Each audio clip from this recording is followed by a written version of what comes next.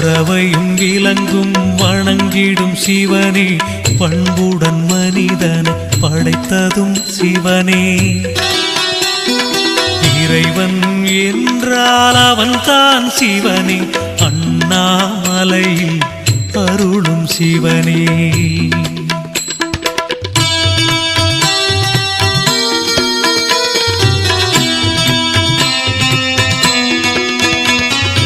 அலையும் மனதை அடக்கிடும் சிவனே, ஆத்ம நிறைவினை தருபவன் சிவனே, கலைகள் செழித்திடச் செய்வான் சிவனே, அண்ணாமலையில் அருளும் சிவனே.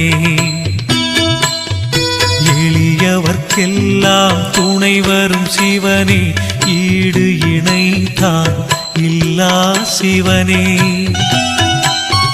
கனியிடை சுவையா